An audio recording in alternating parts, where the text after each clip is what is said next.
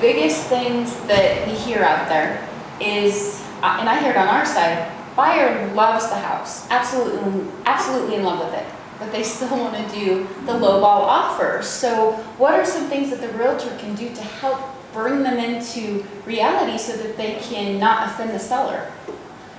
Well, one of the goals for this course that we're going to teach is that people start out thinking, what's the goal for their negotiation? So we're going to encourage the buyer's agent to talk to the buyer and say, what's your goal? If your goal is to alienate the seller, we can accomplish that. If your goal is to get the property at the lowest possible price, then one of the things we could do is to make an offer that's within the zone of possibility for the seller, so the seller will think it's serious enough to counter rather than just kiss it off. So we want to turn to our buyer and say, some buyers have tried lowball offers and they found that it alienates the seller, they don't get what they want. If you really think you're going to buy this house for $120,000, it's listed for $300,000 and worth $300,000, we're probably wasting our time, but I'm happy to write your offer.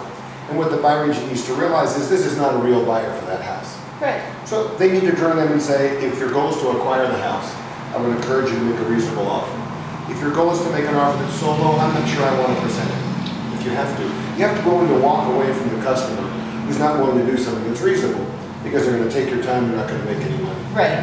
When you do that without alienating the buyer. So we sit down with the buyer and see if we can talk about what their strategy is and what their goal is to try to help them make a realistic offer.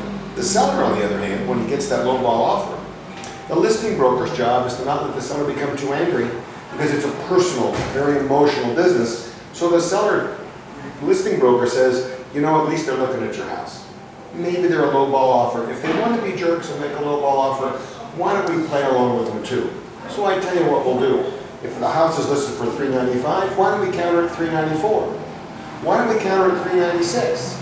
I mean, if they're at $125, there's nothing to happen anyway. So what that tells them is, hey, we're still here. It's just for fun. You want to play? We'll play. That's a great place to put it, because then it's just a matter of let's try this again. Why not? Just relax.